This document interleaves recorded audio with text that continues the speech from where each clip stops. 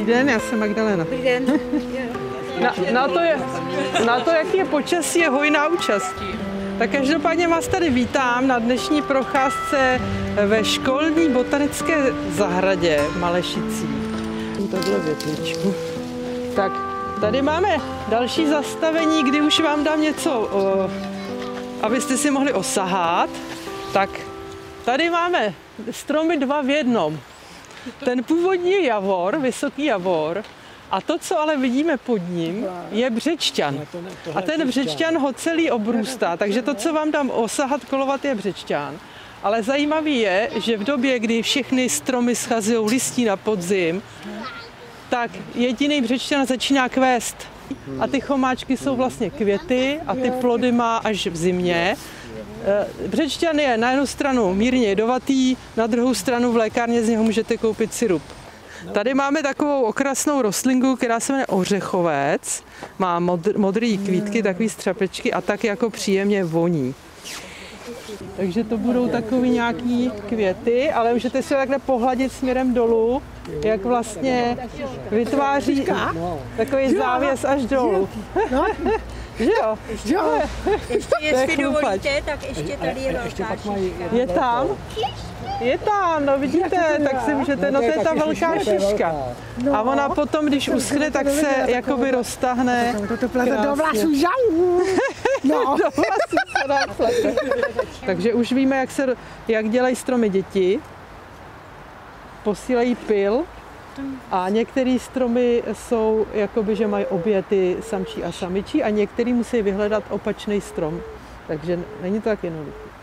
No, ale tady říkám, já úplně neznám všechny ty exotické stromy, buď to bude druh jedle, anebo nějakého smrku.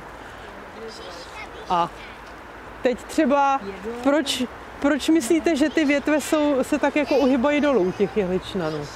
Jaký to má smysl?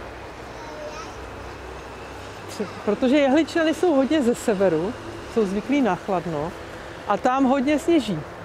Takže aby je sníh nepolámal, tak oni prostě, víte, že někdy ty smrky jsou úplně až k zemi, tak prostě sklopí ty větve, když je hodně sněhu a on spadne dolů. Hele, tady zkuste si tam jako kleknout. Tady je lavička kolem velikého stromu. Tak kdo může, koho nebolí kolena, tak si tady pojďte kleknout a můžeme si ho pohladit. Je to obrovský javor. Aha, a co je tohle? To je zajímavý taky. No tam je ta lavička, tady rostou houby dokonce v tom dřevu, v té lavičce. Tak tady ho můžeme pohladit tomu stromu, říct mu, jak je krásnej. A prozkoumat tu kůru. Vidíte, že některé stromy mají hladkou kůru, ale tenhle má takovou jakoby hrubou. A teď si představte, co se stane, když by ten strom se hodně napil vody a hodně narostl a ta kůra by byla jenom jako pevná, tak by mu popraskala. Takže on vlastně ty praskliny dělá proto, že stejně jako děti, když rostou a potřebují větší kůži, no, potřebuje prostě větší, musíte si tady kleknout, tady je taková lavička. Pak tam došáhneme. Na hrachu, jo? No. Jo, hrubá kůra. No, hrubá kůra, vlastně, jak strom pořád roste, tak se pořád přizpůsobuje a zvětšuje. Je to jako my máme kůži, tak stromy mají tu kůru jako ochranu. Oni přes ty kořeny dokážou komunikovat. Schválně se podíváme, jestli někde, tady asi kořeny nenajdeme. Javory mají nosy. Tady je nos. Výborně, paní nám našla, tady máme nosy, tak já vám tady, nový paní, si chcete, tak vám dám takhle osahat nosík od javoru. Jsou to takový 2 křidílka, takže když byste je pustili z výšky, jak vrtulník. Jo, to znám. No, chce někdo si sáhnout na nos? Chce někdo nos? Nos? Číte tam, kde mám ty děti? Počkejte, já vás když takhle čapnu. Nebo takhle, si vás čapnu. Já se vás čap. Já si vás čapnu oba. Takhle. To je hezký, Jo. to je hezký. Akorát cesta se nám zužuje. No, hortenzie kvetou vlastně od léta až do podzimu. A ty květy se dají usušit, když je utrhnete. Oni nevoněj, ale má to takový... Voní, že by... Ne, No tak nějaká paní asi. Asi. Já mám Tak teď jdeme přes můstek, jo? Jo. To je Zábradlí. Tady je Zábradlíčko. Tady je takový pěkný jezero, ale z té druhé strany jezdí ty auta, tak tam trochu hluk, no. Tak tady zastavíme, jo? Ano. A tady si osahejte. Není to jako velký strom a správně, Že jo, no já si to paní poznala, to je jedlý kaštan. No. Jo, to, čemu my říkáme kaštan, je ve skutečnosti jírovec, ale tohle je pravý jedlý kaštan, strom z Itálie, takže teplomilný. to roste na zahradě, takže... No, on tenhle ještě jako malej, že nemá plody, ale jinak má takový pichlavý, hodně pichlavý vlastně oplodí. No. Máme taky si to zasadili celkem, no nedávno, pár let to je. Tady máme borovici, Jsou různý. je taky víc druhů, že jo, borovic. Jsme měli kanadskou a to vypadá jinak. Dobrý. Když máte vánoční stromeček, tak můžete si z něj ještě udělat čaj nebo koupel. Takhle jsem dělala, je potřeba to vařit. To mě je o 10 víc. No já mám ještě, jsem měla pozdě děti, takže ještě mám doma pubertěčku, takže já musím jako vydržet mladá dlouho. Tady jsou takový střepečky. To vypadá jako bříza, ne? Nebo vrba? No, není to bříza, je to habr. Je to habr. Tady má hodně semínek, hodně plodů, teď jsme ho i utrli, ale to nevadí. No. A myslím si, že ty habrové oříšky taky veverky jedí. Habr vypadá dost podobně jako buk, ale habr bývá jakoby tenčí ten kmen a má jinak vlastně tu kůru vrásněnou než buk. No, mají se dávat i pod postel, ale tam se jich má dát podle věku, což v našem případě vy budete tak... No právě. No je to jako keř, takový veliký trnitý keř, ty plody jsou jenom tak malinký jako pingpongový míčky, ale říkám, citrusu je hodně druhů a některý se pěstují buď na ozdobu nebo na eterické oleje a některý krásně oni když kvetou. Třeba neroli je taková vůně, která se dělá z pomerančových květů. A ten druh toho pomerančovníku má hořký plody, nedají se jíst, ale právě na ty květy, vlastně, z kterých se dělá vůně, se pěstuje. A tahle už nemá plody, a jinak by měla modrý plody.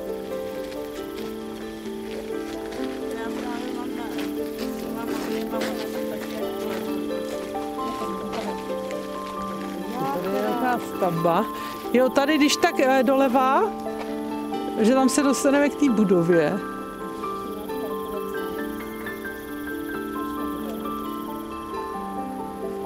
I po hmatu si můžete sahnout, že tam jsou jakoby ty jednotlivé žilky, tak to je srostlé jehličí. Aha, no, to bych teda nepoznala.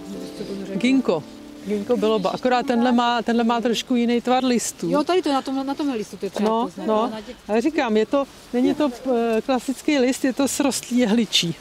A je to opravdu strom, který tady se dochoval od pravěku. No, když takhle přejedete prstem po té spodní straně, tak tam je poznat. No.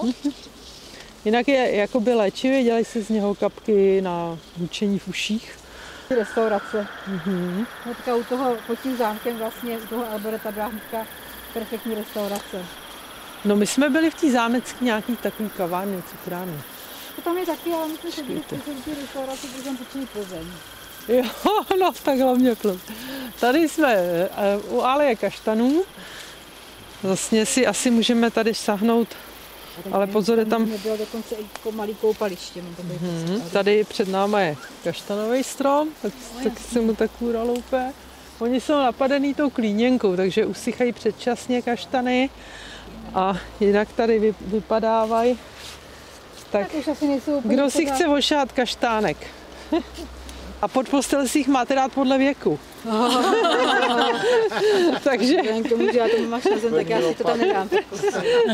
A potom je zase vyměnit další rok. Jo? Se říká, že oni úplně zčernají, že do sebe natahují ty negativní. Ale Ale jinak se z něho dělá třeba koňská mast, to znáte určitě právě na bolový klouby, ale taky, když byste někde ztroskotali v divočině a neměli žádný mýdlo, tak z kaštanu si můžete udělat mýdlo.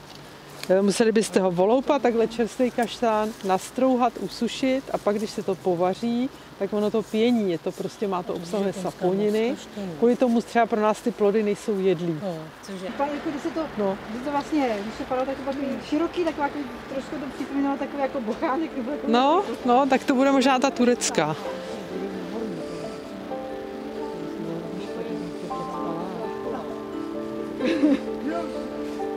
A ty moříčky byly fakt jako takový masný, jo? Pravá skořice se jmenuje ceylonský, že se jmenuje ceylonský.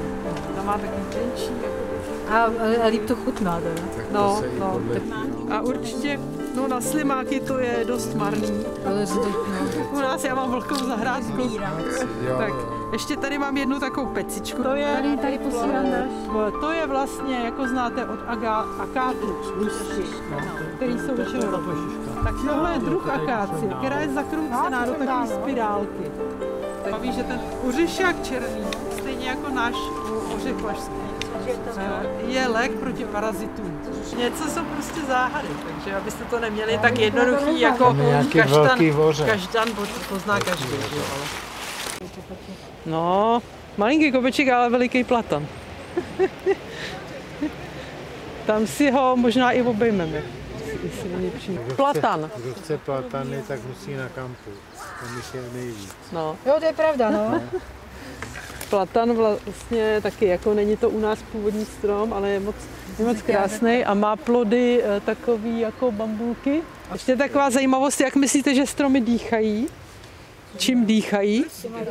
Těma listama. My, kdybychom měli nějaký mikroskop, tak bychom tam viděli, že jsou tam taky malinkatý průduchy, něco jako malinký pusy, který se dokážou prostě otvírat a zavírat, takže když je velký sucho, tak se zavřou, aby se právě neodpařovala zbytečně voda.